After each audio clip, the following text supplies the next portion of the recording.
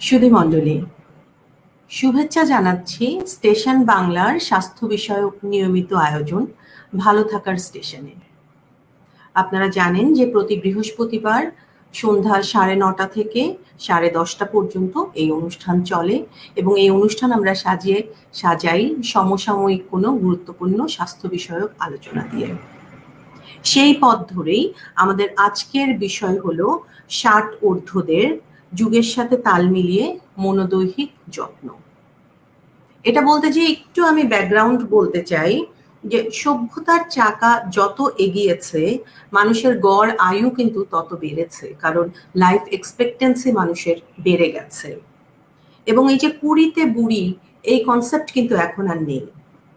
আমি যখন এভাবে খুঁজতে গেলাম বার্ধক্য কাকে বলে, আমি দেখলাম যে 1875 সালে ব্রিটেনে একটা দ্য ফ্রেন্ডলি সোসাইটি অ্যাক্ট এরকম একটা ল হয়েছিল এবং সেখানে তারা ডেফিনেশন দিচ্ছিল যে এনি এজ আফটার 50, 50-এর পরে যে কোনো বয়সকে তারা ওল্ড এজ বলছিল। পরবর্তীতে ইউনাইটেড নেশনস বলল যে সাধারণত 60+ বা 60 ঊর্ধ্ব যারা তাদেরকে বয়স্ক বলা শুরু করলো এবং WHO এটাকে বা ওয়ার্ল্ড হেলথ অর্গানাইজেশন এটাকে আরো স্পেসিফাই করে দিয়েছে। তারা বলছে যে 65+ যদি হয় তাদেরকে আমরা প্রৌঢ় বলছি। তো সেই ধারাবাহিকতায় আমাদের সবারই জীবনে একটা না একটা সময় এই প্রৌঢ়ত্বের সময়টা আসবে। আমি আশা করি আমাদের সবার জীবনের লাইফ এক্সপেক্টেন্সি আরো বাড়বে। তো সেই চিন্তা করেই আমরা আজকে অগ্রিম কি কি আমাদের জেনে রাখা দরকার এবং বাড়ির যে বয়স্ক সদস্যটি আছেন তাকে কিভাবে আমরা যত্ন নেব সেই চিন্তা করেই এই অনুষ্ঠান গোছানো হচ্ছে। আমরা আজকে পেয়েছি আমাদের দুজন বিশিষ্ট অতিথিকে, যারা ফ্রন্টলাইন কোভিড ফাইটার। তারা এত ব্যস্ততার মধ্যেও সময় দিয়েছেন। প্রথমেই আমি আমন্ত্রণ জানাচ্ছি অধ্যাপক ডক্টর জেবুন্নেসা, ফিজিক্যাল মেডিসিন এবং রিহ্যাবিলিটেশন বিভাগ, স্যার সলিমুল্লাহ মেডিকেল কলেজ, এবং doctor Zubaida Laila, internal medicine specialist, resident geriatric, Munich, Germany. প্রথমেই আমি ডক্টর অধ্যাপক জেবুন্নেসা জিজ্ঞেস করছি কেমন আছেন? আপনারা ভালো? জি, আমরা ভালো এবং আপনি এসেছেন, অনেক ধন্যবাদ। এবার ডক্টর জুবাইদা লায়লা, আমাকে ইনভাইট করার জন্য ডক্টর জুবাইদা লায়লা আপনি। ধন্যবাদ। জি, আমি ভালো আছি। এবং আপনাদের টাইম জোন ডিফারেন্ট, আপনার কাজের সময়ের মাঝখান থেকে আপনি সময় বের করেছেন, আপনি নিজেও কোভিডে আক্রান্ত ছিলেন, তারপরও যে আমাদেরকে সময় দিয়েছেন, অনেক ধন্যবাদ। আমি তাহলে প্রসঙ্গে চলে যাই। আমাদের আজকে অনেক কিছু জানার আছে এবং দর্শকদেরকে আমি অনুরোধ জানাবো যে আপনারা বরাবর যেভাবে আমাদেরকে প্রশ্ন করেন ঠিক সেভাবেই প্রশ্ন করবেন, আমাদের বিশেষজ্ঞরা আপনাদের প্রশ্নের উত্তর দেবেন। প্রথমেই আমি অধ্যাপক জেবুন্নেসার কাছে জানতে চাইবো যে আসলে 60 ঊর্ধ্ব জীবনে আমাদের অ্যাক্টিভ থাকার দরকারটা কি? অধ্যাপক জেবুন্নেসা। আচ্ছা, 60 ঊর্ধ্ব জীবন, এখন তো আমাদের গড় আয়ু কিন্তু আমাদের দেশে অনেক বেড়ে গেছে। হ্যাঁ, আগে যেখানে আমরা 50 থেকে 60-এর মধ্যে দেখা যেত যে অনেকেই মারা যাচ্ছে, এখন সেই বয়সটা বাড়তে বাড়তে প্রায় 75, 73 থেকে 75 হয়ে গেছে। তো সুস্থ থাকাটা প্রয়োজন বয়স বাড়ার সাথে সাথে, এই জন্যই আমাদেরকে অ্যাক্টিভ থাকতে হবে। তো অ্যাক্টিভ থাকতে আসলে বলাটা যত সহজ, করাটা আসলে বাস্তবে পরিণত করাটা ততখানি সহজ না। তো এটা মানসিকভাবে এবং শারীরিকভাবে প্রস্তুতির প্রয়োজন আছে। তো আমাকে মানে ইন্সপিরেশন নিতে হবে, নিজের মনে থেকে এটা চিন্তা করতে হবে যে যেহেতু আমি হয়তো আরো 20 বছর বেঁচে থাকার সম্ভাবনা আছে হয়তো, কাজে সেই সময়টা আমি যেন স্বাবলম্বী থাকতে পারি, আমি যেন কারো উপর নির্ভরশীল না হই। হ্যাঁ, এবং আমার রিটায়ারমেন্ট হয়ে গেছে জন্য আমার জীবনটা শেষ হয়ে গেছে এটা না।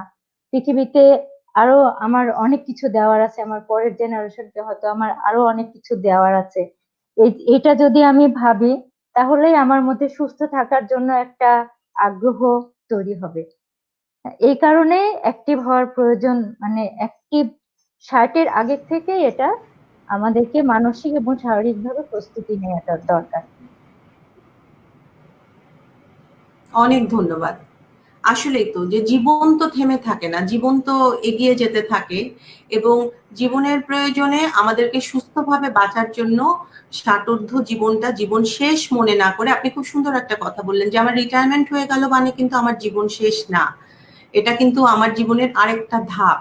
সেই ধাপটাকে ওয়েলকাম জানানোর জন্যই আমাদের এই সময় মনোদৈহিকভাবে সুস্থ থাকা প্রয়োজন। এবার আমি একটু ডক্টর জুবাইদা লায়লার কাছে আসব যে আপনি যেখানে কাজ করছেন সেখানে আসলে ষাটোর্ধ্বদের জীবন কেমন? কারণ আমি জানি যে আপনি ইন্টারনাল মেডিসিনের স্পেশালিস্ট, কিন্তু আপনি রিসেন্টলি জেরিয়াট্রিক বা বয়স্ক গ্রুপ নিয়ে কাজ করা শুরু করেছেন। তো আপনার কাজের জায়গায় ষাটোর্ধ্বদের জীবন সম্পর্কে আপনার অভিজ্ঞতাটা কেমন? ডক্টর জুবাইদা লায়লা। আসসালামু আলাইকুম। যারা এই মুহূর্তে অনুষ্ঠানটি দেখছেন তাদের সবাইকে ধন্যবাদ। জার্মানিতেও পৃথিবীর অন্য দেশের সাথে সাথে জার্মানিতেও বয়স্কদের সংখ্যাটা বেড়ে যাচ্ছে। এটা আসলে আমরা নিজেদেরকে ভাগ্যবান মনে করতে পারি এবং চিকিৎসা শাস্ত্রের কল্যাণেই এটা হচ্ছে। জার্মানিতে প্রায় 25% মানুষ, টোটাল পপুলেশনের 25% এর বয়স 60 বছর এবং এখানে রিটায়ারমেন্টের বয়সটা 65 থেকে 67।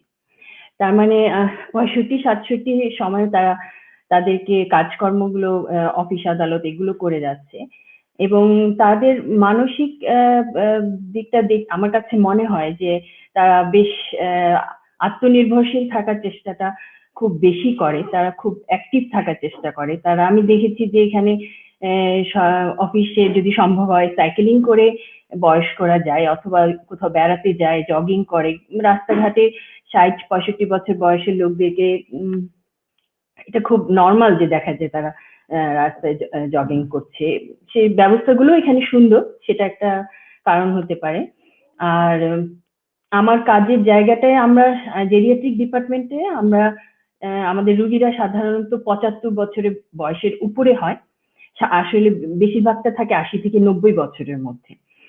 আমরা সাধারণত বয়স্ক হলে হ্যাঁ কিছুটা দুর্বলতা শরীরে বাধা দুর্বলতা আসতে পারে। এ সময় আমরা ঠিক ইয়াং বয়সে যেভাবে আমাদের সমস্ত শরীরের অর্গানগুলো বা মাসেলগুলো যে আবার একটা অসুখের পরে রিজেনারেশন করা সেগুলো কমে যায়। তো এই সময়ে একসাথে একটি রোগ দেখা দিলে আরো সাথে অন্য সমস্যাগুলো দেখা যায়। তো আমরা আমাদের এখানে এই বয়স্কদের সব ধরনের রোগগুলোকে একসাথে চিকিৎসা দেওয়ার চেষ্টা করি এবং সাথে ফিজিক্যাল অ্যাক্টিভিটিটা খুব ইম্পর্টেন্ট থাকে এই সময়, যে মেডিসিন দিয়ে আমরা যখন চিকিৎসা করছি এবং সাথে যারা তারা ফিজিক্যালি অ্যাক্টিভটা হয় এবং আমরা দেখেছি যে তাদের মধ্যে একটা সবসময় আকাঙ্ক্ষা থাকে যে তারা ঠিক অসুখ হওয়ার পরে যেন বিছানায় চলে যেতে না হয়, তারা যেমন ঠিক আগের মতোই অ্যাক্টিভ থাকতে পারে, নিজের কাজগুলো নিজে করতে পারে, সেই তারাও এটা চায় এবং সেই জন্য আসলে এই ডিপার্টমেন্টটা আস্তে আস্তে গড়ে উঠছে। যেহেতু বয়স্কদের সংখ্যাও বাড়ছে কিন্তু অসুখ প্রিভেনশন করতে অথবা অসুখটাকে ভালোভাবে চিকিৎসা করার জন্য এবং অন্যান্য কমপ্লিকেশন যখন হয় বেশি বয়সে মানুষদের কমপ্লিকেশন গুলা একটু বেশি হয়, তো সেই সব মিলে সবগুলোকে একসাথে চিকিৎসা করার সাথে ফিজিক্যালি অ্যাক্টিভ থাকা, তাদের মানসিক ভাবে যেন দুর্বল না হয়, মানসিক শক্তিটাও যেন ধরে রাখতে পারে, আমরা সমস্ত দিক থেকে তাকে সাপোর্ট দেওয়ার চেষ্টা করি এবং রোগীরা তারপরে ভালো হয়ে তার ঠিক আগের জীবনে যাতে যেতে পারে সেই ইচ্ছাটাই আমাদেরও থাকে, রোগীদেরও থাকে। অনেক ধন্যবাদ। তার মানে সেখানে তারা চেষ্টাই করতে থাকে যাতে অসুস্থ হয়ে বিছানায় না পড়ে যায়। এই চেষ্টার জন্য আসলে তো দরকার, যেটা আমরা বলি যে লাইফস্টাইল মডিফিকেশন। তো সেখানে অনেকগুলা ফ্যাক্টর কাজ করে, যেমন ঠিক মতো খাওয়া, আপনি যেমন বলছিলেন যে সাইকেল চড়ে অনেকে যায়, এই যে অ্যাক্টিভিটি গুলো আমাদের এখানে কিন্তু 60 বছর বয়সে যদি কেউ সাইকেল চড়ে আমরা বলি আহা হা পড়ে যাবে, কিন্তু আপনি কিন্তু সুন্দর করে বলছেন যে ওখানে যাচ্ছে। এই ধরনের যে চেঞ্জ গুলা, এই ব্যাপারেই আমি একটু অধ্যাপক জেবুন্নেসার কাছে জানতে চাইবো যে লাইফস্টাইল মডিফিকেশনের জন্য এই ষাটোর্ধ্ব জীবনে আমাদের আসলে কি কি করতে হবে?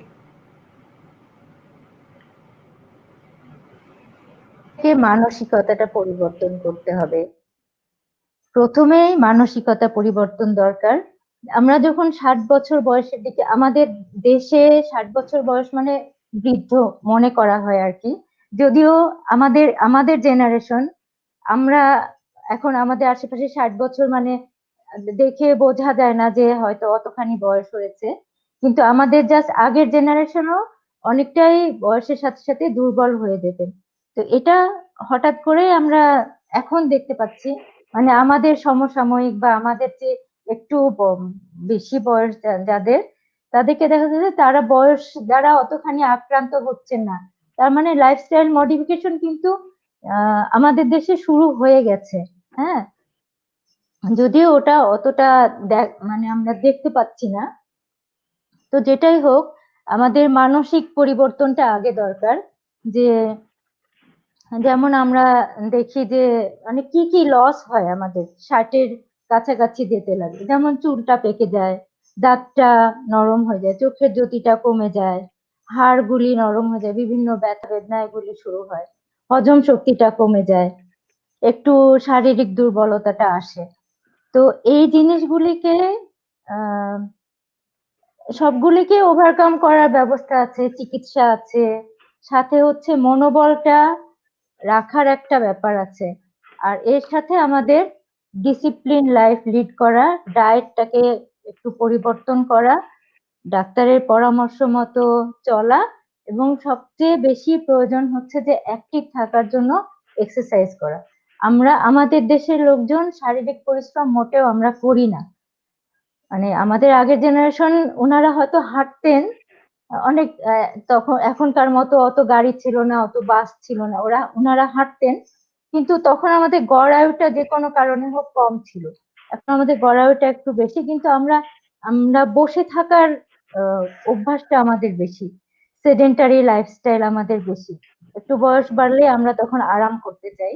তো এই জিনিসটা আস্তে আস্তে মানসিকতাটা পরিবর্তন করতে হবে। এই বয়সের সাথে সাথে এই শারীরিক লস ছাড়া আরো বিভিন্ন ধরনের লস, মানে লস, সেন্সেশন আর কি, সেন্সেশন অফ লস, যেমন যে আমাদের আত্মীয় স্বজন হয়তো অনেকেই মারা যায়, আপনজন। তারপরে দেখা যায় বিভিন্ন অসুস্থতা দেখা দেয়। এমনি মানে প্রেশার, ডায়াবেটিস এগুলি ছাড়াও যেমন মহিলাদের ক্ষেত্রে মেনোপজ হয়, মাসিকটা বন্ধ হয়ে যায়, এরপর পরবর্তী কিছু কমপ্লিকেশন দেখা যায়। পুরুষদের ক্ষেত্রে প্রস্রাবের সমস্যাগুলি দেখা দেয়। তো এই এইটা ছাড়া আরেকটা যেটা সামাজিক, মানে সামাজিক ভাবে মনটাকে দুর্বল করে দেয়, সেটা হলো যে ছেলে মেয়েদের বিয়ে হয়ে যায়, অথবা চাকরির কারণে তারা দূরে চলে যায়। একটা এমটিনেস চলে আসে নিজেদের মধ্যে, যে না আমাদের কাছে এখন কিছু না, একটা একা একা একটা ভাব চলে আসে। এগুলির জন্য অনেকটা মনটা দুর্বল হয়ে যায়। তো এই জন্য এই সময়টা তাদেরকে মানসিক সাপোর্ট দেওয়া এবং শারীরিক পরিশ্রম করতেও তাদেরকে উৎসাহী করাটা দরকার আর কি। এই আমাদের তো জানা আছে যে আমরা কিন্তু আগে থেকে জানি যে আমাদের জীবনে এই পরিবর্তনগুলি আসবে। এটার জন্য আমরা আগে থেকেই একটু মানসিকভাবে যদি প্রস্তুতি নেওয়া থাকে, তাহলে মানসিক চাপটা একটু কম হয় এবং শারীরিক পরিবর্তনগুলিও একটু কম হয়। আমি আরেকটু সময় নিতে পারি কি? তাহলে আমি আরেকটু ডিটেইল করি। আচ্ছা, জি জি আচ্ছা। অবশ্যই। তো এটা হচ্ছে যে আমরা কয়েকটা জিনিস নিয়ে কথা বলতে পারি, যেমন খাবার দাবারটা নিয়ে কথা বলতে পারি, ওষুধ, ডিসিপ্লিন এবং লাইফস্টাইল মডিফিকেশন। তো খাবার দাবারের ব্যাপারে যেমন আমরা হয়তো আমাদের আগের লাইফে হয়তো দেখা যেত যে আমরা রিচ ফুডটা খুব পছন্দ করছি, পোলাও খেতে খুব পছন্দ, পোলাও, তেহারি, এইসবগুলি, মাংস, প্রতিদিনই মাংস, তারপরে ইচ্ছা হলো ফাস্ট ফুড খেয়ে ফেললাম। তো বয়স বাড়ার সাথে সাথে হজম শক্তিটা কমে যায়, এটা তো স্বাভাবিক যে প্রতিটা অর্গানের কর্মক্ষমতাটা কমে যায়, যার ফলে হজম শক্তিটাও কমে যায়। তো সেই ক্ষেত্রে আমাদেরকে তখন একটু রয়ে সয়ে খেতে হবে, আস্তে আস্তে রিচ ফুড গুলি, চর্বি জাতীয় খাবার এসবগুলি একটু কমিয়ে দিতে হবে, চিনি জাতীয় খাবারটা কমাতে হবে। যে খাবারটাতে আমি জানি যে আমার হজমের সমস্যা হচ্ছে, কোনোটাতে অ্যালার্জি হচ্ছে, সেই জিনিসগুলি আমাদের একটু বাদ দিয়ে সহজ পাচ্য খাবারের দিকে যেতে হবে। খাবারের ডায়েটের মধ্যে ফল, শাকসবজি এগুলো নিয়ে আসতে হবে। বয়স বাড়তে থাকলে দেখা যায় কনস্টিপেশন আসে, তো কনস্টিপেশনটা যাতে না হয় সেই কারণে আমরা অ্যাডভাইস দিই যে ইসবগুলের ভুসি খান, পাকা পেঁপে খান, বেল খান, এসব জিনিসগুলি খাবারের অভ্যাসের মধ্যে নিয়ে আসতে হবে। পানি খাওয়ার অভ্যাস করতে হবে, শরীর যেন ডিহাইড্রেশন না হয়। এরকম ভাবে ডায়েটটাকে আস্তে আস্তে আস্তে পরিবর্তন করতে হবে। এটা সাডেন চেঞ্জ করার কোনো প্রয়োজন নাই, কিন্তু এটা আস্তে আস্তে পরিবর্তন করতে হবে। ফল খেতে হবে, ভিটামিন সি, এখন যেমন করোনার সময় আমরা বলি ভিটামিন সি খান, ভিটামিন ডি খান, একটু রোদে যান, এগুলোই হচ্ছে পরিবর্তন। ড্রাগের ক্ষেত্রে এটা ডক্টরের উপর নির্ভর করে, ডক্টরের সাজেশন অনুযায়ী ওষুধ খেতে হবে। প্রেশার, ডায়াবেটিস যা যা রোগ ধরা পড়ে এগুলি ঠিকমতো চিকিৎসা এবং নিয়মিত ওষুধপত্রগুলি খেতে হবে, এবং নিজে নিজে কোনো ডাক্তারি করা যাবে না। এটা হচ্ছে কথা যে আমাদের বয়স্ক মানুষ অনেক সময় দেখা যায় যে ফার্মেসি থেকে ওষুধ কিনে খেয়ে ফেললেন, তো এইসব এগুলি অ্যাভয়েড করা ভালো। ঘুমের ওষুধের ক্ষেত্রে সাবধান থাকা দরকার, কারণ দেখা যায় যে কেউ হয়তো রেগুলার ঘুমের ওষুধ খাচ্ছে, রাতে তার ওয়াশরুমে যেতে হলো, বাথরুমে যেতে হলো, হঠাৎ করে উঠতে যেয়ে উনি পড়ে গেলেন। তো ফল প্রিভেনশনটা অনেক বেশি দরকার, কারণ পড়ে গেলে হাড়টা যদি ভেঙে যায় সেখান থেকে ফেরত আনা অনেক কঠিন হয়ে যায়। তো এই কারণে ওষুধগুলো সবসময় ডাক্তারের পরামর্শ মতো খেতে হবে। ডিসিপ্লিনের ব্যাপারে যেটা আমি বলবো যে যেহেতু ষাটোর্ধ্ব বয়সে যেহেতু ইনভলভমেন্টটা কমে আসে, আমার দায়িত্বগুলি কমে আসে, তাদের নিজেকে আরেকটু সময় দেওয়াই যায়। তখন নিজেকে দেওয়ার জন্য কিছুটা সময় থাকে, আমি তখন আমার ডিসিপ্লিন মতো আমি চলতে পারি, যে সময় মতো আমি খেলাম, সময় মতো ঘুমাতে গেলাম, সময় মতো এক্সারসাইজ করলাম, আমার বন্ধুদের সাথে কথা বললাম, আমার আত্মীয় স্বজনের সাথে একটু সময় দিলাম, এরকম করে ডিসিপ্লিন লাইফটা লিড করা দরকার। আর এক্সারসাইজের কোনো বিকল্প নাই, এটা যে কোনো বয়সের জন্য প্রযোজ্য, এবং কোনো সময় এটা মানে শুরু করার জন্য কোনো নির্দিষ্ট সময় নাই যে আমি এতদিন করি নাই তার জন্য আমি এখন করতে পারবো না বা করতে কষ্ট হবে। অনেক সময় দেখা যায় যে আমরা আমাদের পেশেন্টদেরকে যখন অ্যাডভাইস দিই যে আপনি কিছু শারীরিক পরিশ্রম করেন, কিছু ফ্রি হ্যান্ড এক্সারসাইজ করেন, তখন অনেকে অনেক রকম অজুহাত দেয়, আমার এত বয়স হয়ে গেছে এখন কি করতে পারবো, অথবা আমার ব্যথা, অথবা আমি তো অনেক কাজ করি আমার কি এক্সারসাইজ করার দরকার, এরকম ধরনের কথা বলা হয়। কিন্তু নিয়ম মেনে যদি কিছু এক্সারসাইজ করা যায় তাহলে ফিজিক্যাল ফিটনেসটা অনেক ভালো থাকে। এক্সারসাইজের তো অনেক উপকারিতা আছে, এই জিনিসটা আমি আবার পরে বলবো। এখন আপনি অন্য প্রশ্নে চলে যেতে পারেন, পরবর্তীতে আমি এক্সারসাইজ বিষয়ে একটু ডিটেইল বলবো। জি, আমি আসবো আবার আপনার কাছে এই এক্সারসাইজ নিয়ে জানতে। তবে এখানে একটা খুব ইম্পর্টেন্ট কথা, ঘুম আসছে না, এবং এই যে ঘুম আসছে না এটার জন্য ঘুমের ওষুধ খেয়ে ফেললাম, রাত্রে হয়তো ছেলেমেয়েরাও কেউ কাছে নেই, টলতে টলতে বাথরুমে যেতে পড়ে গেলাম, এবং তখন কিন্তু ভেঙে গেলে হাড় জোড়া লাগে না। এটা মনে হয় আমাদের দর্শকদের একটু খেয়াল করা দরকার। এটা খুবই গুরুত্বপূর্ণ একটা তথ্য, খুব সাধারণ একটা কথা, কিন্তু জিনিসটা খুবই গুরুত্বপূর্ণ।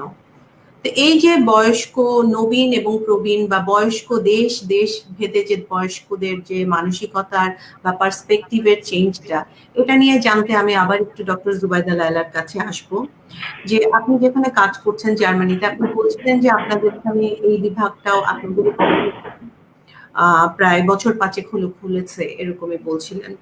তো ওদের সাথে ওদের বার্ধক্যকালীন জীবনের যে পার্সপেক্টিভ এবং আমাদের বাংলাদেশে আমাদের যেটা বার্ধক্যকালীন জীবনের পার্সপেক্টিভ, বার্ধক্যকালীন জীবনটা আসলে কেমন হওয়া উচিত, এই যে পার্সপেক্টিভের ডিফারেন্সটা, এবং এই ডিফারেন্সটাতে যে চিন্তাগুলো আমরা ভাবি সেগুলো আসলে বৈশ্বিক ভাবে আসলে কতটুকু যুক্তিযুক্ত, আসলে এটা কেমন হওয়া উচিত, এই ব্যাপারে আপনার ওখানকার কাজের অভিজ্ঞতা চিন্তা। হ্যাঁ, ধন্যবাদ। এটা অবশ্যই আমরা বাংলাদেশে যেভাবে দেখি এবং এখানে যেভাবে দেখি কিছুটা পার্থক্য আছে। আর এই পার্থক্যটা আসলে সোশিও ইকোনমিক কন্ডিশন, দুই দেশের কালচার, স্বাস্থ্য ব্যবস্থা প্রতিটার উপরই নির্ভর করেই কিছুটা ডিফারেন্স তৈরি হয়েছে। তবে জার্মানিতে গড় আয়ুটা বেশি এবং বয়স্কের সংখ্যাও অনেক বেশি। বাংলাদেশে যেমন ইয়াং পপুলেশনের পার্সেন্টেজ বেশি, এখানে বয়স্কদের পার্সেন্টেজটা বেশি। আর মানসিক অবস্থাটা যদি আমি বলতে চাই তারা আমার কাছে মনে হয়েছে তারা বেশ অ্যাক্টিভ থাকার চেষ্টা করে এবং মনোবলটা বেশি রাখার চেষ্টা করে, এবং তারা সারা জীবন মানে তারা যেহেতু 65-67 বছর পর্যন্ত কাজ করতে হয়েছে, ছেলে মেয়ে মানুষ করতে হয়েছে, এটা অনেকগুলো দায়িত্ব ছিল। সেই দায়িত্বগুলো যখন আস্তে আস্তে এই বয়স্কদের কমে আসতে থাকে, তারা মনে করে তারা তখন এখন লাইফটা কিছুটা সময় পাওয়া যাচ্ছে, নিজের জন্য সময় পাওয়া যাচ্ছে, এবং এই সময়টাকে তারা নিজেদের দেয় এবং এনজয় করে, এবং আরো কিছু কাজ যেন তারা করে যেতে পারে সেই দিকটাই তারা চেষ্টা করে। আমি দেখেছি এখানে ইয়াংদের তুলনায় বয়স্করা বেশি ভলান্টারি কাজগুলো, যে সমাজের জন্য যে কিছু ভলান্টারি কাজ করতে হয়, সেই কাজগুলো তারা এগিয়ে আসে। এই সময়টা কাটানো হয়, বন্ধুদের সাথে ঘুরতে যায়, এখানে পাহাড়, সমুদ্র বা যে কোনো জায়গায় তারা দল পরিবারের সাথে অথবা বন্ধুদের সাথে ঘুরতে যায়। বয়স ঠিক আগের বয়সটা এখানে কিছুটা পরিবারগুলো ছোট হয়, অনেক সময় দেখা যায় অনেকে বাচ্চা কাচ্চাও থাকে না, আর যাদের বাচ্চা কাচ্চা থাকে তাদের মানুষ করতে, এই দায়িত্বগুলো পালন করতে যে জীবনের প্রায় 2/3 সময় চলে যাচ্ছে, কিন্তু বাকি যে 1/3 সময়টা বা শেষ বয়সের যে 10 বছর বা 20 বছর, সে সময়টা যারা সে আনন্দ করার জন্য সময়টাকে সুন্দরভাবে কাটানোর চেষ্টাটাই খুব ভালো করে থাকে। তা আমি মনে করি যে আসলে আমরা তো অনেক কিছুই বাইরে দেখছি, বা আমাদের কাছে ইনফরমেশন গুলো আসছে, তো সেগুলো আমরা যদি ওদের দিকে বাংলাদেশের বয়স্করা যদি বা অন্য ওইভাবে চিন্তা করে, আমরা যেমন আজকে প্রোগ্রামটা করছি ইনফরমেশন গুলো দেওয়ার জন্যই, চিন্তা করে মনোবলটা ঠিক রেখে এবং নিজেকে বুড়ো না ভেবে, হ্যাঁ, এই সময়টা যাতে তারা আনন্দ করে কাটাবে, নিজেরা সুস্থ থাকলে কিন্তু পরিবারের অন্যরাও, ইয়াং যারা, তারাও তাদেরকেও আনন্দ দেওয়া থাকবে, কারণ তারা সাধারণত বয়স্কদের নিয়ে চিন্তায় থাকে, তারা বাবা মাকে ফেলে কাজে যেতে তাদের কষ্ট হয়। তো এগুলো যদি আমরা এই সময় চিন্তা করি যে আমি সুস্থ থাকলে পুরো পরিবারটাই আসলে আনন্দে থাকবে, আমরা সবাই মিলে অনেক কিছু করতে পারি, আর আমি নিজেকে সময় দিব যাতে আমি সুস্থ থাকতে পারি। আপা যেভাবে সুন্দর করে বললো যে খাবার দাবার, মেডিসিন গুলো, বিভিন্ন আমরা জানি এই বয়সটাতেই সব ক্রনিক রোগগুলো শরীরে অলরেডি বাসা বেঁধে ফেলে এবং জটিল অবস্থার সৃষ্টি করার চেষ্টা করে। তো একমাত্র খাবার দাবার নিয়ন্ত্রণ করে এবং ফিজিক্যাল অ্যাক্টিভিটি, এক্সারসাইজ, চলাফেরা, এসবের মাধ্যমে এগুলো অনেকাংশেই কন্ট্রোলেবল রাখা যায়, এবং সেটা করলে সেটা পরিবারের অন্যদের জন্য সহায়ক হবে, তারাও স্ট্রেসে থাকবে না, এবং যে নিজের বয়স হচ্ছে তারও মানসিক অবস্থা খুব ভালো থাকবে। অনেক ধন্যবাদ। একটা আসলেই গুরুত্বপূর্ণ কথা বলছেন যে আমি যদি সুস্থ থাকি, আমার ফ্যামিলিকে কিন্তু আমি আরো ভালো কিছু দিতে পারবো, কারণ পরিণত বয়সে আমার নিজস্ব অভিজ্ঞতায় আমি আরো সমৃদ্ধ থাকবো, আমি সময় দিতে পারবো, যেটা এতদিন যেটা বলছিলেন যে 2/3 অফ লাইফ আমি নানা নিজেকে তৈরি, বাচ্চাদের কাজ, অফিসের কাজ সবকিছু নিয়ে ব্যস্ত, কিন্তু পরবর্তীতে আমার যে অখণ্ড অবসর, যেটা আপনি বললেন যে সোশ্যাল ওয়ার্কে আমি যেতে পারবো, আমি অনেকভাবেই সোসাইটিকে কন্ট্রিবিউট করতে পারবো, কিন্তু তার জন্য আসলে দরকার আমার নিজের সুস্থ থাকা। আপনার কথায় আমার সুকুমার রায়ের হযবরলর একটা গল্প মনে পড়ছে, যে যেখানে ওখানে বলছিল না যে 40-এর পরে তারা বয়সের চাকাটা উল্টো দিকে ঘুরিয়ে দিচ্ছে। কি কারণে ঘুরিয়ে দিচ্ছে? যে পাছে বুড়ো হয়ে মরবো নাকি, তো বয়স বাড়তি না কমতি, 40-এর পর আবার তারা 1-এ পৌঁছে যাচ্ছে, নতুন করে তাদের শৈশব শুরু হচ্ছে। এই চিন্তাগুলোর জন্যই আসলে এই যেটা আমরা আজকের টপিকটা আসলে ঠিক করেছি, যে আমাদের দর্শকরা যারা স্টেশন বাংলা দেখেন, চিন্তার জায়গায় কিছুটা যদি আমরা পরিবর্তন আনতে পারি, আমি মনে করি সেটাই আমাদের উদ্দেশ্য এই অনুষ্ঠানটা করার, এবং আপনাদের ব্যস্ত সময় থেকে সময় চেয়ে নেওয়ার। তো এই প্রসঙ্গেই আমি একটু আবার অধ্যাপক জেবিন্যাসের কাছে জানতে চাইবো যে প্রত্যেকটা বয়সের কিন্তু আপনি যেটা বলছিলেন যে একটা নিজস্ব দাবি আছে, বাচ্চাদের স্কুলে যেতে হবে, তারপর একটা নির্দিষ্ট সময়ে চাকরি করতে হবে, কাজ করতে হবে, নিজে বাবা মা হয়ে বাচ্চা পালতে হবে, আবার বয়স্ক হওয়ার, এল্ডারলিরও কিন্তু নিজস্ব একটা দাবি আছে সেই সময়ের। তো এই যে এল্ডারলি যারা হচ্ছে, তাদের কি এক্সট্রা কোনো সেলফ কেয়ারের দরকার আছে? এবং যদি দরকার থাকে, এটাকে আমি যখন এল্ডারলি হয়ে যাচ্ছি তখনই শুরু করব, নাকি এটা আমাকে আরো আগে থেকেই শুরু করতে হবে? কখন থেকে আমি এই সেলফ কেয়ারটা নেব, যে আমার যেহেতু গড় আয়ু বেড়ে যাচ্ছে, মানুষের গোটা পৃথিবীতেই সবার গড় আয়ু বাড়ছে, তাহলে আমার সেলফ কেয়ারটা এল্ডারলি এজের আমি কখন থেকে নেওয়া শুরু করব?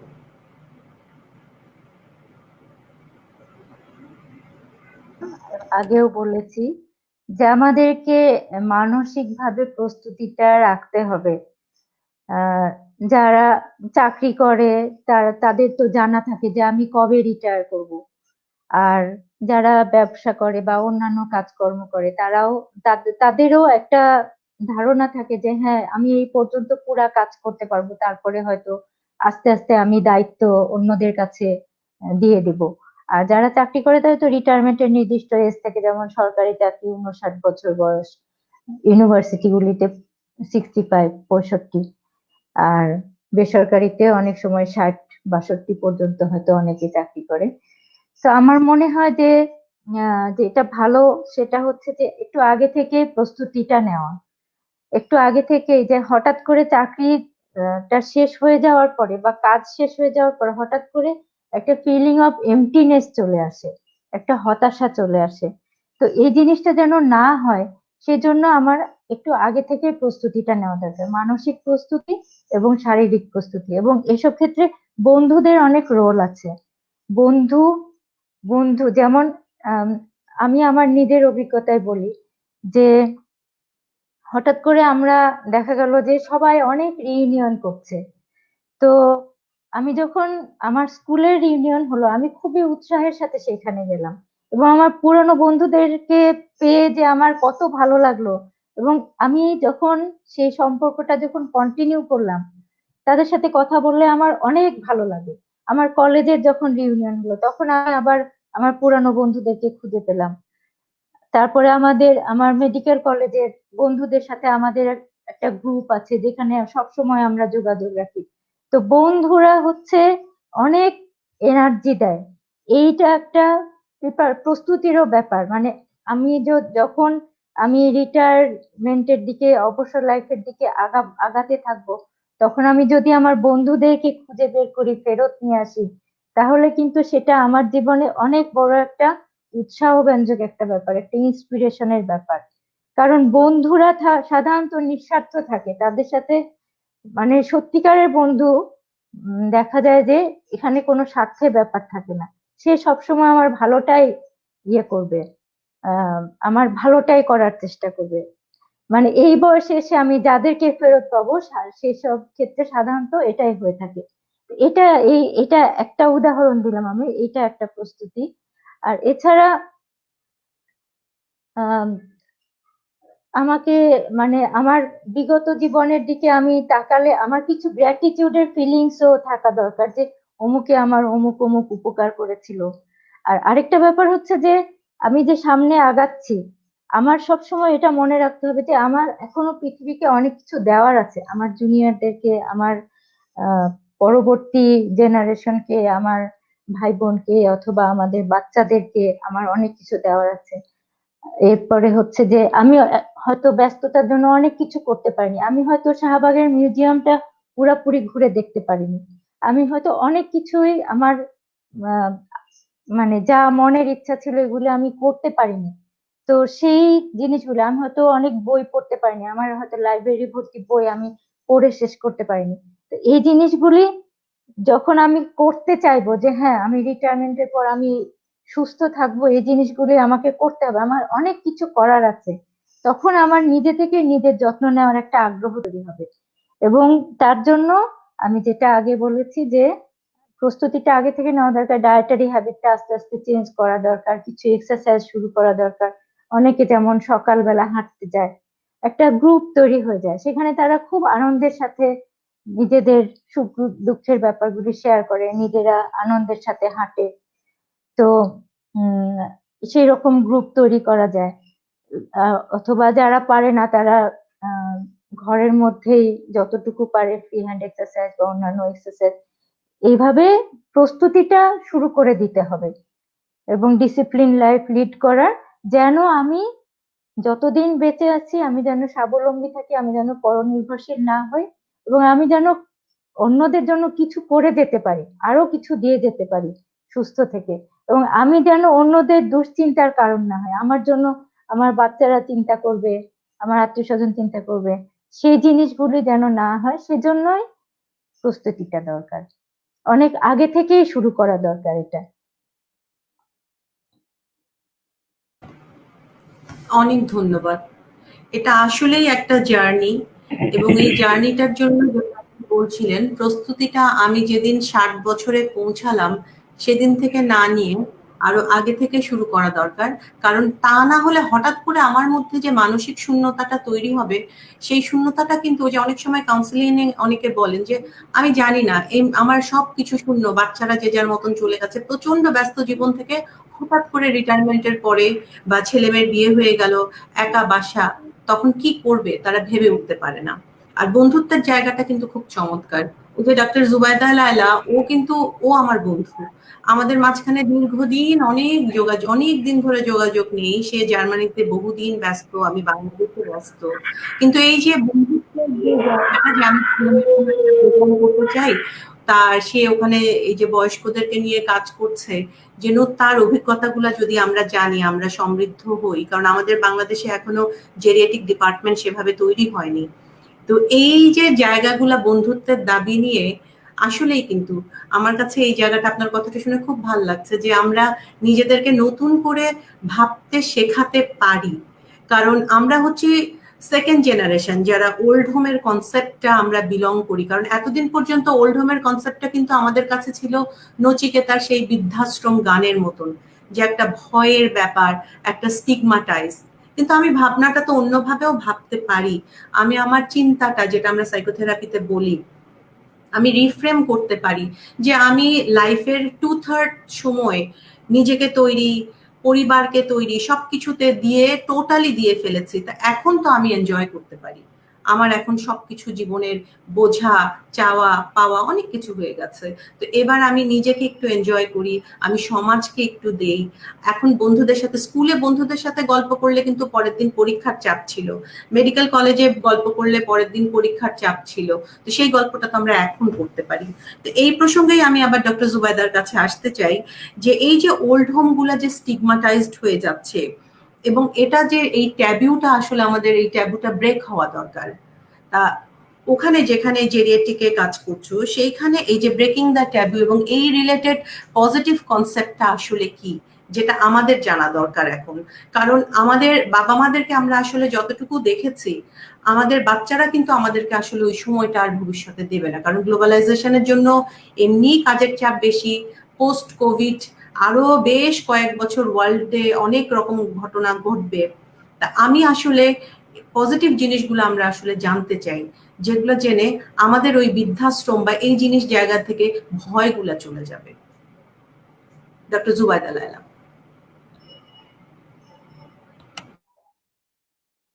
এটা নেগেটিভ, এটা একটা ইমোশনাল ব্যাপার অবশ্যই, যে বাবা মাকে ওল্ড হোমে রেখে আসা সমাজ, আমাদের আশেপাশে মানুষের এটাকে খুব একটা ভালো চোখে দেখে না বা নেগেটিভ ভাবে দেখার চেষ্টা করে। তবে আমি মনে করি এটা এখানে এসে যেটা আমি দেখেছি, এখানে এটা আসলে পজিটিভ ভাবে তো সবাই দেখে এবং খুব প্রয়োজনীয়, ভালো থাকার জন্যই প্রয়োজনীয়। এক হলো যে যখন আমার বাসায় কেউ নেই, হ্যাঁ আমি আমার বয়স বেড়ে গেছে, আমার বাসায় কেউ নেই বা তারা বিভিন্ন কাজে ব্যস্ত, অথবা যখন কাজ থেকে ফিরে তারা তাদেরকে আমাকে বেশি সময়টা দিতে হচ্ছে। তারা অবশ্যই, ছেলেমেয়েরা তো অবশ্যই চেষ্টা করে তাদের সাধ্যমতো করার। বাবা মারাও যেন ঠিক সেভাবে চিন্তা করে যে হ্যাঁ আমার নিজস্ব একটা জগৎ থাকতে পারে, আমি চেষ্টা করব নিজেকে ভালো রাখার। ওল্ড হোমে গেলে আসলে দেখা যায় যে একই বয়সী অনেকে একসাথে থাকছে, তাতে দেখা যায় যে তাদের নিজেদের মধ্যে আলাপ আলোচনা, একজন আরেকজনকে দেখে উৎসাহিত হওয়া, একসাথে গল্প করা, দাবা খেলা, একসাথে হাঁটতে যাওয়া, এই কাজগুলো খুব সুন্দরভাবে ওল্ড হোমে ব্যবস্থা করা হয় এখানে। প্লাস হলো যে যদি অসুস্থ হয়ে যায় এবং বেশি রকমের অসুস্থ হয়ে থাকে, তাদের জন্য এক ধরনের ওল্ড হোম আছে যেখানে সবসময় নার্স থাকে, তারা তাদের দেখাশোনা করে এবং কোনো সমস্যা যদি দেখে তারা ডাক্তারদেরকে খবর দেয়। তো আমি মনে করি যে এই জিনিসটাকে খুব আসলে এটা প্রয়োজন এবং এটা আস্তে আস্তে তৈরি করা উচিত। তুমি যে বললা যে গ্লোবালাইজেশনের কারণে আসলে আমরা আসলে কতটুকু সময় দিতে পারবো পরে এবং কতটুকু যত্ন নিতে পারবো, এবং যত্ন নিতে না পারার যে স্ট্রেস, যে মন খারাপ ব্যাপার ছেলে মেয়েদের, সেই সেই দিকগুলো চিন্তা করে একটা ওল্ড হোমে যদি কেউ থাকে, সেখানে যেহেতু ট্রেন্ড পার্সন থাকে, তারা দেখাশোনা করে। ওল্ড হোম গুলোতে সাধারণত খাবারগুলো ঠিক তাদের বয়স অনুযায়ী করা হয়, তাদের সকাল বিকাল ব্লাড প্রেশার, পালস এসব মাপা হয়, কোনো অন্য বা ব্লাড সুগার গুলো মাপা হয়। কোনো অসুবিধা যদি দেখা হয় সেটা খুব দ্রুত চোখে পড়ে, এবং যেহেতু যারা দেখাশোনা করছে তারাও অভিজ্ঞ, কিছুটা তারা অভিজ্ঞ এই বিষয়ে, তারা নার্স হিসাবে যে কাজ করতেছে এই বিষয়গুলো তারা খুব ভালোভাবে বা চোখে পড়ে। তারা তখন একজন বাসায় যদি আমি একজন সাহায্যকারীর মাধ্যমে আমার বাবা মার যত্ন নেওয়ার চেষ্টা করি, বা আমি অফিস থেকে আসার পরে অল্প সময় দিয়ে সেটা যেভাবে হবে ওল্ড হোম গুলোতে আরো সুন্দরভাবে হয়, সেক্ষেত্রে আমার মনে হয় যে তাদের নিয়মানুবর্তিতা সেখানে ভালো মতো মেনটেন করা যায় এবং কোনো সমস্যা হলে খুব দ্রুত দেখা যায় এবং সমস্যাটা সমাধানও করা যায় ডাক্তারের পরামর্শ নিয়ে আবার ঠিক মতো। এই জিনিসটা শুধু মানে নেগেটিভ ভাবে না দেখে এটা একটা প্রয়োজন, এটাকে স্ট্রাকচার্ড ওয়েতে যেন তৈরি হয়। আমার মনে হয় এখন সময় এসেছে সেভাবে চিন্তা ভাবনা করা, যেহেতু আমাদের দেশে ওল্ড হোমটা একেবারেই খুব কম। তো আমরা একটা স্ট্রাকচার্ড ওয়ে চিন্তা করে সেটা যাতে আরো বাড়তে পারে, সরকারের ব্যবস্থা নেওয়া উচিত, এবং মানসিকতাটাও পরিবর্তন আসা উচিত যে আস্তে আস্তে বয়স্ক হলে ওল্ড হোমে যেতে হবে, সেখানে একটা সুন্দর জীবন থাকবে এবং আমি যে কোনো সময় গিয়ে দেখা করে আসতে পারি, এটা কোনো খারাপ বিষয় না, এটা তার ভালোর জন্যই করা হচ্ছে, বা সেখানে আরো সে ভালোভাবে থাকতে পারছে, নিয়মানুবর্তিতার মধ্যে থাকতে পারছে, তার খাবারগুলো অন্যরকম, তাই সে সঙ্গ পাচ্ছে, সে সারাদিনের যে সঙ্গটা সেটা আসলে তাকে মানসিকতাটা থেকে দৃঢ় করবে এবং সেটা তার শরীরের জন্য এবং অসুখ যেন কন্ট্রোলে থাকে সেগুলো সবকিছুতেই তাকে সাহায্য করবে। অনেক ধন্যবাদ। তার মানে আসল যেটা কথা হচ্ছে যে যিনি থাকবেন তিনি যদি কোনো কারণে রিজেক্টেড ফিল না করেন, তার সেই থাকাটাকে যদি আমরা আনন্দময় করতে পারি, তাহলে তিনি তো সেখানে তার সমবয়সী বন্ধুদের সাথে মিলে ঠিক মতন যদি প্রপার হেলথ কেয়ার পান, প্রয়োজনে ফ্যামিলি মেম্বারদের সাথে কথা বলতে পারেন, তাহলে একটা নিঃসঙ্গ বাসায় একা একজন থাকার থেকে এভাবে থাকাটা হয়তোবা আনন্দদায়কই হবে। কারণ এখন অনেক বাসা, আমি আমার আশেপাশে বেশ অনেক বাসা দেখি যেখানে ছেলেমেয়েরা সবাই বিদেশে চলে গেছে, বাবা মা কিন্তু দেশে একা। তো এই যে ইনি একা দিনের পর দিন, তার একটা বাজার করতেও একটা লোক লাগে, তার একটা হাসপাতালে যেতেও কিন্তু তার একটা সাপোর্ট লাগে, এবং যে সারাদিন প্রচন্ড নিঃসঙ্গতা, এই নিঃসঙ্গতাটা কিন্তু সাংঘাতিকভাবে মানুষকে কুড়ে কুড়ে খায়। তো শুধু নেগেটিভটা চিন্তা না করে আমরা যদি তাকে ওই রিজেক্টেড ফিলিং এর জায়গাটা থেকে সরিয়ে আনতে পারি এবং তাকে পজিটিভ কিছু ফিলিং ওই জায়গাটায় দিতে পারি, তাহলে আমি কিন্তু আমার জন্যও চিন্তা করব যে আজকে থেকে 15 বছর পরে বা যেই সময়টা আমি রিটায়ারমেন্টে যাব, আমার বাসায় একটা কাজের লোক রাখতে হবে না, আমাকে দৌড়ায় হাসপাতালে যেতে হবে না, আমার বয়স অনুযায়ী, যেটা ডক্টর জেবুন্নেসা বলছিলেন যে আমার একটা ওই বয়স অ্যাপ্রোপ্রিয়েটেড তেল মশলা কম বিরিয়ানি তেহারি খাওয়া না, ওই খাবারগুলা আমি আমার মতন খেয়ে আমি যদি আমার স্বাধীন মতো থাকতে পারি, তাহলে এই জিনিসটা কিন্তু আসলেই আমাদের চিন্তা করা দরকার। আমরা মনে করি ওল্ড হোম মানে বাবা মাকে ঘর থেকে বেঁধে বের করে দেওয়া, সেটা অবশ্যই রিজেক্টেড ফিলিং, সেই জায়গাটা কিন্তু না। এটা এমন একটা জায়গা হওয়া উচিত যেটা আমি মনে করি যে ভবিষ্যতে আমি নিজে আনন্দের সাথে থাকবো, সেরকম পরিবেশ হলে অবশ্যই ওল্ড হোম ভালো। এখন আরেকটা গুরুত্বপূর্ণ কথা একটু জানা দরকার অধ্যাপক জেবুন্নেসার কাছে, যে এই যে 60 জীবন কি আসলে শেষ? জীবন তো আসলে শেষ না, কারণ জীবনের অনেক কিছু মানে আছে, এবং আমরা দেখছি যে ইয়াসির আরাফাত, উনি সম্ভবত 78 বছর বয়সে বাবা হয়েছেন। প্রধানমন্ত্রী হচ্ছে বিভিন্ন দেশে, রাষ্ট্র পরিচালনা করছেন, কাজে জীবন কিন্তু শেষ না। 60 মানে বা 65 মানে কিন্তু কোনো জীবনের বার না যে আমি এখানে মানসিকভাবে শেষ হয়ে যাচ্ছি। তো এখানে খুব গুরুত্বপূর্ণ টপিক, যেটা আমাদের ওই যে আবার ওই ট্যাবুর কথা বলছি, ট্যাবুর জন্য আমরা আলোচনা করতে চাই না। আমি একটু জানতে চাই যে এই সময় আসলে সেক্সুয়াল হেলথটা ষাটোর্ধ্ব জীবনে কতটুকু জরুরি?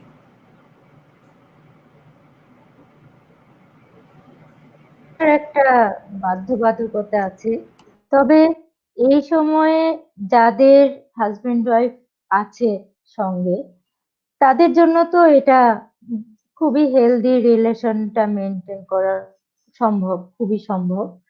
কারণ হচ্ছে যে ইয়াং এজে যেমন মেনোপজের আগে যেমন কনসিভ করার একটা ভয় থাকে মহিলাদের, হ্যাঁ, তো সেই ভয়টা একেবারে নির্ভর থাকে সেক্সুয়াল রিলেশনটা মেনটেন করতে, তখন পরবর্তীতে তেমন কোনো সমস্যা হওয়ার কথা না যদি তাদের শারীরিক কোনো সমস্যা না থাকে।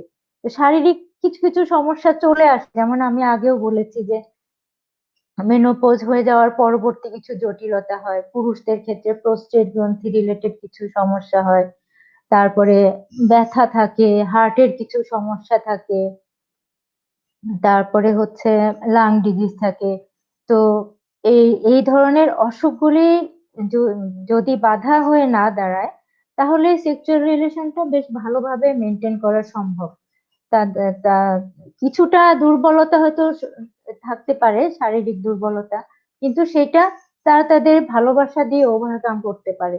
আর সেক্সুয়াল রিলেশন মানে তো শুধু মানে একেবারে সর্বশেষ পর্যন্ত না যেও মানে জড়িয়ে ধরা, টাচ করা, হাত ধরে হেঁটে যাওয়া, এটাও তো ভালোবাসার বহিঃপ্রকাশ যে কোনো ভাবে হোক।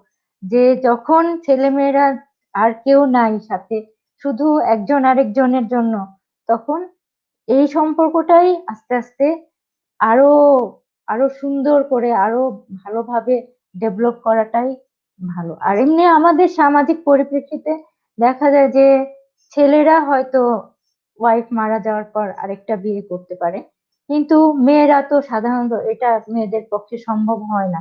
তারপরেও তারপরেও কিছু কিছু ক্ষেত্রে দেখা যাচ্ছে এরকম যে আহ যেমন আমি একটা উদাহরণ দিই, আসলে সবাই কি মনে করবে জানি না, যেমন গুলতেকিন আহমেদ, গুলতেকিন যে ছিলেন, গুলতেকিন একজনকে বিয়ে করছেন, এটা নিয়ে অনেক অনেক ধরনের কথা হয়েছে, কিন্তু এটার পজিটিভ দিকটা দেখা যায় যে একজন লোক নিঃসঙ্গ থাকার কোনো প্রয়োজন তো নাই, যদি সে সঙ্গী খুঁজে পায় মনের মতো, তাহলে আমার মনে হয় যে এটাতে বাধা দেওয়ার কোনো কিছু নেই। আর আমাদের সামাজিকতা, আমাদের মানসিকতা আস্তে আস্তে পরিবর্তন হচ্ছে, কাজেই সেক্সুয়াল রিলেশনটা মানে প্রয়োজনীয়তাটা তো অস্বীকার করা যায় না। এটা তো আহ একটা জীবনের একটা অনুষঙ্গ আর কি। অনেক ধন্যবাদ। খুব সুন্দর করে একটা সাবলীল ভাবে আপনি জিনিসটাকে তুলে ধরলেন। আসলে টাচ জিনিসটা খুব জরুরি। যেটা বলা হয় যে জন্মের পরপরই বাচ্চাটার সাথে মায়ের টাচ, টাচ যেটা আপনি বলছিলেন যে টাচ অনেক রকম হতে পারে, এবং যার কারণে এখন এই যে ক্যাঙ্গারু মাদার, মা আর বাচ্চার যে টাচটা, যেটা আমরা খুব অ্যাপ্রিসিয়েট করি এই জায়গাগুলো, এবং এই যে জড়িয়ে ধরা, একটু থাকা কাছে। আজকে এই অনুষ্ঠানটা যারা দেখছেন ষাটোর্ধ্ব, আপনাদের কাছে আমি রিকোয়েস্ট করব, আপনারা যদি আপনাদের স্পাউস থাকে, আজকে একটু অ্যাটলিস্ট 15 সেকেন্ড যদি জড়িয়ে ধরেন, কেমন লাগলো নিজেরা একটু ফিল করবেন। এটা ওয়ার্ম, যে আমি তোমার সাথে এতটা বছর পাশাপাশি হেঁটে গেলাম, পাশে আছি, এটা কিন্তু একটা অনেক ভালো ফিলিং দেয়। সেই সাথে আরেকটা জিনিস একটু বলা দরকার, যে সবাই এই যে রিলেশনশিপের জায়গা, ইয়াং ফিল করার জায়গা, ইয়াং ফিল করার সাথে সাথে কিন্তু ইয়াং লুকটাও একটা ইম্পর্টেন্ট জিনিস। যে আমার বয়স হয়ে যাচ্ছে, আমরা ইয়াং লুকটা কিভাবে ধরে রাখবো? ইয়াং লুক ধরে রাখা মানে কিন্তু আমার পার্লারে যে মেকআপ করে আসা না।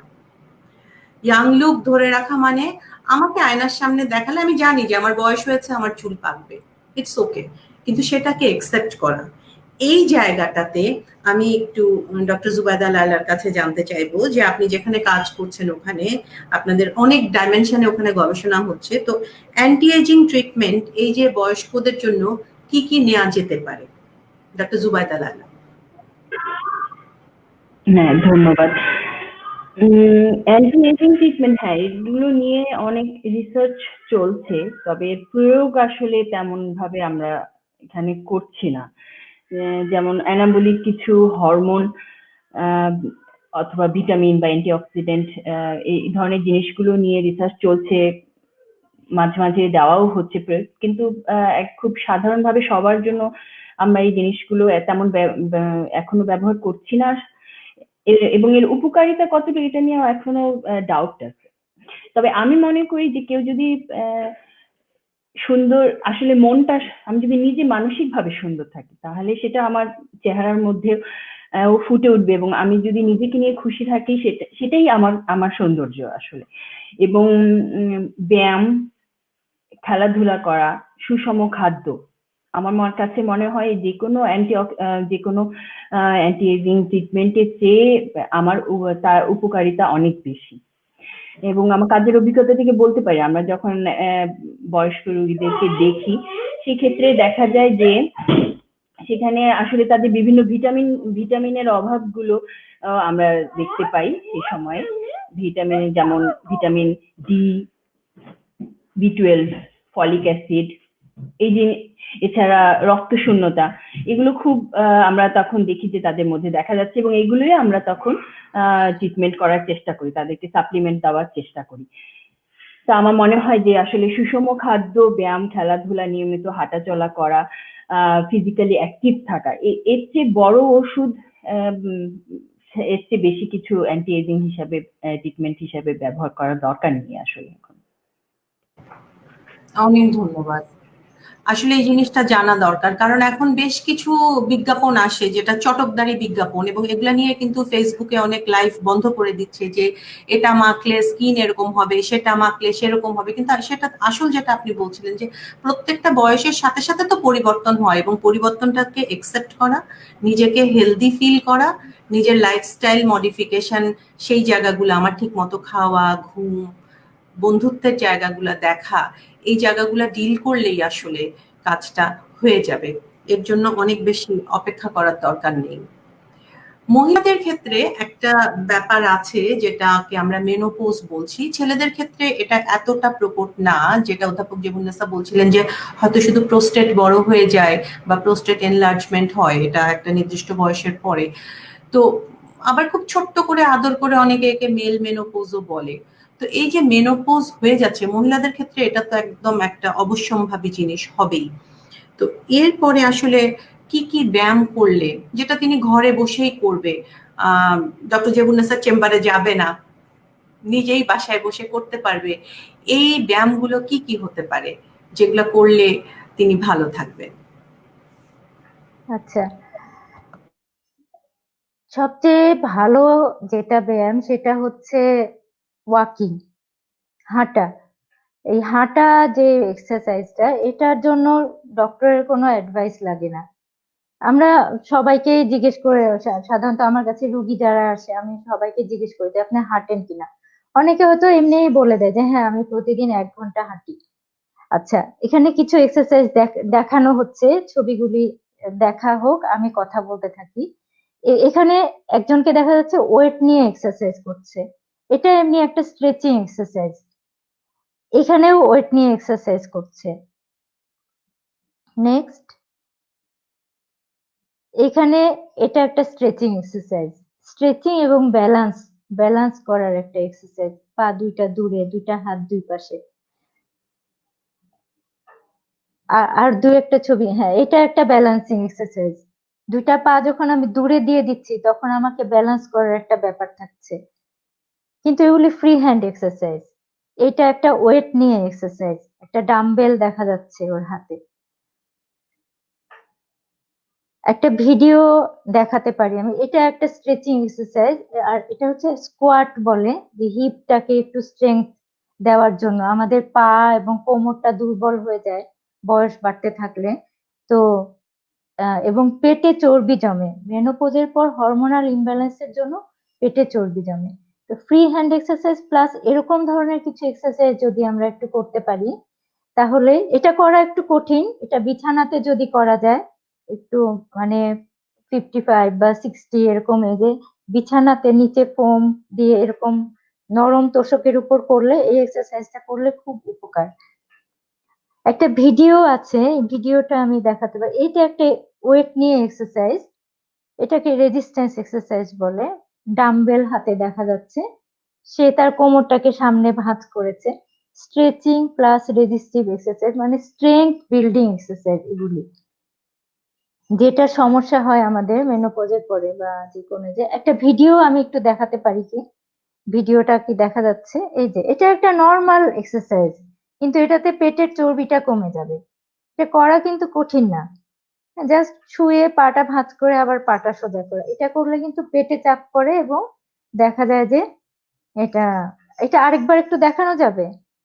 আরেকবার একটু দেখানো যাবে নাকি ভিডিওটা? আচ্ছা, তো তাহলে মেনোপজে, হ্যাঁ, এই যে খুবই সহজ এক্সারসাইজ, এটা খুবই সহজ এক্সারসাইজ, কিন্তু এটা খুবই উপকারী একটা এক্সারসাইজ। তো এমনি আমি যেটা অ্যাডভাইস দিই সেটা হচ্ছে ফ্রি হ্যান্ড যে কোনো এক্সারসাইজ। আমি বলি যে আপনার হাত এবং আপনার পায়ের যে মুভমেন্ট গুলি সম্ভব, সাধারণ মুভমেন্ট, যে হাত উপরে উঠানো, হাত নিচে নামানো, হাত দুটা সাইডে দেওয়া, আবার হচ্ছে কাছে নিয়ে আসা, তারপরে হাতটা শোল্ডারটা ঘুরানো, ঘড়ির কাঁটার দিকে ঘুরানো, উল্টা দিকে ঘুরানো। আর আমি যেগুলি এক্সারসাইজ পায়ের গুলি যেগুলি দেখালাম, এই ধরনের এক্সারসাইজ গুলি খুবই সহজ, কিন্তু রুটিন এগুলি একটু করে যেতে হয়। মেনোপজের পরে খুব কঠিন এক্সারসাইজ করার কোনো প্রয়োজন নাই, কিন্তু আমি যদি রেগুলার কিছুটা হাঁটি, আর হাঁটার একটা নিয়ম যেটা, সেটা যেটুকু ডাক্তারের অ্যাডভাইস দরকার সেটা হচ্ছে যে আমি প্রথমেই 1 ঘন্টা হাঁটবো না। কারণ কি, দেখা যাচ্ছে যে আমি 1 ঘন্টা হাঁটলে আমি ক্লান্ত হয়ে গেলাম, প্লাস আমার পা ব্যথা করবে। তখন আমাকে সেকেন্ড দিন থার্ড দিন আমি আর হাঁটতেই যেতে পারবো না। শুরু করা উচিত আমার যতটুকু সম্ভব এতটুকু। সেরকম হলে আমি বললাম যে আপনি 5 মিনিট হেঁটে যান, আবার 5 মিনিট হেঁটে আসেন, তারপর দিন একটু আরো 2 মিনিট বাড়ান, তারপর দিন আরো 2 মিনিট বাড়ান, এরকম করে 10 মিনিট, 15 মিনিট, 20 মিনিট, এরকম করে বাড়াতে বাড়াতে, এটা বলা আছে যে 45 মিনিট থেকে 60 মিনিট যদি হাঁটা হয়, তাহলে সেটা ফ্যাট কমাবে, ফ্যাট লস করবে, এবং এটা হচ্ছে মেটাবলিজম বাড়াবে, আমাদের হজম শক্তি। এক্সারসাইজের তো অনেক উপকারিতা আছে। আমাদের যে ফিল গুড হরমোন গুলো, এন্ডোরফিন রিলিজ হয়, যেটার কারণে আমাদের মনটা খুশি হয়। এই এক্সারসাইজ করলে কিন্তু এই ফিল গুড হরমোনটা রিলিজ হয়। আর এটার আরো অনেক অনেক উপকার আছে। আর এক্সারসাইজ শুরু করার জন্য কোনো নির্দিষ্ট বয়স নাই। আমি এতদিন করি নাই, আমি আজকে থেকে শুরু করতে পারি, এবং এটা মনে রাখতে হবে, not from tomorrow, from today. আজকে থেকে আমি শুরু করব। এটা এটা যদি আমি করি তাহলেই আমি শুরু করতে পারবো, না হলে কিন্তু ওই সবসময় টুমরোই থেকে যাবে, দেখা যাবে যে আর আমি করতে পারছি না। আর বাইরের বিভিন্ন ইউনিভার্সিটিতে অনেক স্টাডি আছে, আমাদের দেশে তো আসলে বয়স্কদেরকে নিয়ে সেরকম স্টাডি নাই। তো এখানে যেটা দেখায় তারা, যে বয়স হলে পরে মাংসপেশির ক্ষয় হতে থাকে, হাড়ের কিছু ক্ষয় হতে থাকে, তো এগুলি ঠেকানোর জন্য এক্সারসাইজ করাটা খুবই জরুরি। এবং এই এক্সারসাইজ একটু আমি যেটা দেখলাম যে স্ট্রেংথ বিল্ডিং এক্সারসাইজ, সামান্য একটু ওজন নিয়ে, আমি যদি 1 লিটারের পানির বোতল হাতে নিই, দুই হাতে নিয়ে আমি যদি এটা উপরে উঠায় নিচে নামাই, সেটাও একটা স্ট্রেংথ বিল্ডিং এক্সারসাইজ হবে। সামান্য একটু ওয়েট নিয়ে আমি যদি এক্সারসাইজটা করি, তাহলে এটা আমার মাংসপেশির শক্তিটাকে বাড়াবে, মাংসপেশির ক্ষয়টাকে ঠেকাবে। এবং মাংসপেশি তো হাড়ের সাথে লাগানো থাকে। তো যখন আমি স্ট্রেংথ বিল্ডিং এক্সারসাইজ করব, তখন আমার বোনটাও বোনটার স্ট্রেংথটাও বাড়বে। অনেক সময় মানে আমাদের যে হাড়ের ক্ষয় যেটা, এবং হাড়টা যে দুর্বল হয়ে যায়, অস্টিওপোরোসিস বলে এটাকে। তো এই রোগটা আহ, ঠেকানোর জন্য আমরা ওই ওয়েট বিয়ারিং এক্সারসাইজ এটা বলি, এবং বেস্ট ওয়েট বিয়ারিং এক্সারসাইজ হচ্ছে ওয়াকিং। জগিং বলা হয়, কিন্তু 60-এর পরে তো আমি জগিং করতে বলতে পারবো না, কারণ তার হাঁটুটা দুর্বল থাকে। যদি কেউ জগিং করে তাহলে তার ব্যথা করবে। স্কোয়াটিং যেটা, সেটাও করা যায় না। সেটাও করা যায় না 60-এর পরে, সেই ক্ষেত্রে ওয়াকিংটা হচ্ছে বেস্ট এবং ফ্রি হ্যান্ড এক্সারসাইজ। আর আমি যেগুলি এক্সারসাইজ দেখালাম এগুলি জাস্ট ফ্রি হ্যান্ড এক্সারসাইজ, একটু যদি ওয়েট নিয়ে করে, একটু ব্যালেন্সিং এক্সারসাইজ করে, তাহলে অনেক ফিট থাকা সম্ভব।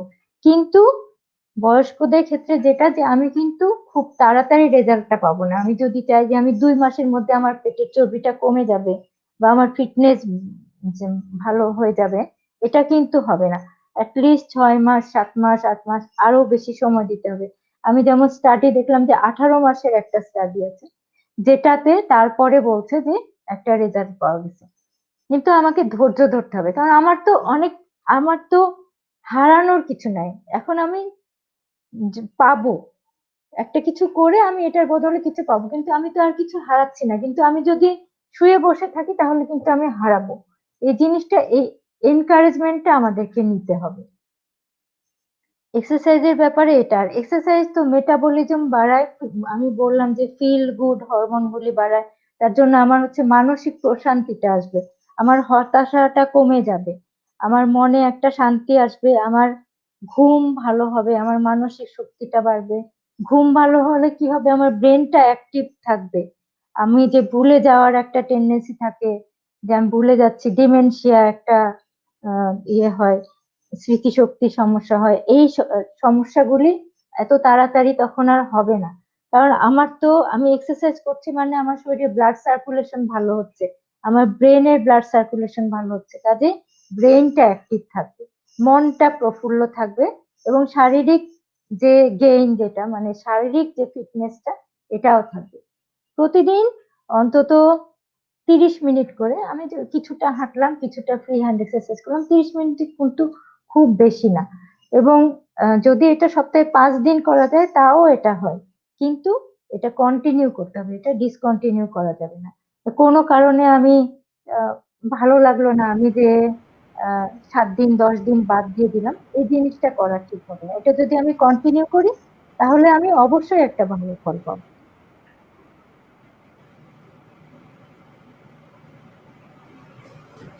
অনেক ধন্যবাদ। এই অংশটুকু আসলেই উপকারী এবং আমি দর্শকদেরকে বলবো যে এই অনুষ্ঠানটা কিন্তু আমাদের ইউটিউবে থেকে যাবে রেকর্ডেড। আপনারা যদি আবার এক্সারসাইজ গুলো দেখতে চান, আপনারা আবার ইউটিউবে যে অনুষ্ঠানটা যতবার ইচ্ছা দেখতে পারবেন, এবং এই বয়সী কাউকে যদি মনে করেন আপনারা পাঠাবেন, আপনারা এই লিঙ্কটাও পাঠাতে পারেন। এক্সারসাইজের যেটা বলছিলেন যে এন্ডরফিন রিলিজ হয়, আমরা জানি যে এটা হানিমুন পিরিয়ডেও আমাদের এন্ডরফিন রিলিজ হয়, এটা হ্যাপিনেস হরমোন। কাজেই এটা আমাদেরকে করতে হবে এবং অন্তত 6 মাস থাকতে হবে, 6 মাস লেগে থাকতে হবে, অল্প অল্প সময় করে 5 মিনিট হোক 10 মিনিট হোক, নিজের শারীরিক অবস্থা অনুযায়ী বাড়াবো। এবং ফ্রি হ্যান্ড এক্সারসাইজ এবং হাঁটা, এই দুটোর কিন্তু আসলেই কোনো বিকল্প নেই, কারণ তখন আমার হাড় ক্ষয়ে গেছে, মাংসপেশি দুর্বল হয়ে গেছে, কিন্তু তাই বলে জীবন থেমে থাকবে না। যেটা 2 মাসে আগে হতো এখন সেটা 6 মাসে হবে। এই প্রসঙ্গে একটা ছোট্ট কথা মনে পড়ছে যে কয়েকদিন আগে আমার কাছে এক কাপল এসছিল তাদের প্যারেন্টসদেরকে নিয়ে, যে বাবা মার সাথে ছেলের বউয়ের খুব ঝামেলা হচ্ছে, এবং 3 বাচ্চা, ভদ্রলোক ভদ্র মহিলার, খুব ভালো জায়গায় ওনারা কাজ করতেন। তো একটা সময়ের পর দেখা গেল যে বাচ্চারা ডিসিশন নিল যে বাবা মা দুজনকে এত তাদেরকে ঝামেলা করছে, ছেলের বউরা বাবা মা সবার সাথে তাদের অ্যাডজাস্টমেন্টের ইস্যু, তারা চিন্তা করলো যে ভাগ করে থাকবে। তো এটাও কিন্তু একটা খুব পেইনফুল। যারা এখানে অ্যাডাল্ট যারা দেখছেন, যাদের সাথে তাদের বাবা মারা আছেন এখন, আপনারা এই কাজটা কখনো করবেন না যে তাদেরকে ভাগ করে। বাবা মা কিন্তু আপনাদেরকে কখনো ভাগ করে নাই যে তুমি ছেলেটাকে দেখো আমি মেয়েটাকে দেখবো। কাজে ওনারা যখন বয়স্ক হচ্ছেন, আপনাদের হাতটা কিন্তু ওনাদের দরকার। এই যে ডক্টর জুবাইদার ছেলে কিন্তু একটু পরপর এসে যে আমাদেরকে দেখে গেল, আমরা কিন্তু we are feeling good that he is connected. তার বাচ্চা কিন্তু সে সেফ ফিল করছে, এবং বাচ্চাটাকে আমরা হাই বাবা বলতে পারি, সবাই হাই বাবা বলছি, কারণ ওর ওয়ার্মথটা ডক্টর জুবাইদার দরকার, ডক্টর জুবাইদার প্রেজেন্সটা বাচ্চাটার দরকার। ও কিন্তু এখন ছাড়েনি বাচ্চাটার হাত যে কোনো পরিস্থিতিতেই। কাজেই বাবা মা যদি বয়স্ক হয়, যে কোনো পরিস্থিতিতেই তাদের পাশে থাকুন, তাদেরকে কখনো আলাদা করে দেবেন না। হতে পারে কম খাবে, হতে পারে আপনার তাদের উপযুক্ত জায়গাগুলো আপনি দিতে পারছেন না, কিন্তু এরকম যদি হয় যে তাদেরকে আমি আলাদা করে দিচ্ছি, একজনকে তুমি নিয়ে যাও একজনকে আমি নিয়ে যাই, এই জিনিসটা আসলে বোধহয় খুবই পেইনফুল একটা জিনিস। আমাদের অনুষ্ঠানের শেষ প্রান্তে কিন্তু আমরা খুব জরুরি একটা প্রশ্ন এখনো শোনা বাকি, এবং দর্শকদেরকে আমি বলবো যে একটু বাড়তি সময় আমরা নেব এই প্রশ্নটা শোনার জন্য, এবং এটা আমরা ডক্টর জুবাইদার কাছ থেকেই শুনতে চাইবো যে এই যে রেগুলার ফিজিক্যাল চেক আপ ষাটোর্ধ্বদের, এটা কিভাবে হচ্ছে? এই ফিজিক্যাল রেগুলার চেক আপের ব্যাপারটা নিয়ে যদি আপনি একটু বলতেন ডক্টর জুবাইদা আলাল। হ্যাঁ, ধন্যবাদ। জার্মানির স্বাস্থ্য ব্যবস্থা ভালো, এবং তার একটা গুরুত্বপূর্ণ বিষয় হচ্ছে এখানে এই ফিজিক্যাল চেক আপটা। আমি বয়স্কদের যে জায়গাটা বলছি, এখানে সাধারণত উৎসাহ দেওয়া হয় যে 35-এর পর থেকেই যেন একজন মানুষ প্রতি 3 বছর পর পর একটা সাধারণ একটা জেনারেল চেক আপ করান তার হাউস ফিজিশিয়ানের কাছে। সেখানে তার রক্তের কিছু নমুনা নিয়ে দেখা হয়, যেমন কোলেস্টেরল, তারপর সুগার কত আছে, প্রেশার মাপা হয়। এই সাধারণ কিছু জিনিস হিসেবে তাদের এসব মানে উৎসাহ দেওয়া হচ্ছে যে যেন প্রতি 3 বছর পর পর যায়। এছাড়াও ক্যান্সার স্ক্রিনিং গুলো খুব এখানে খুব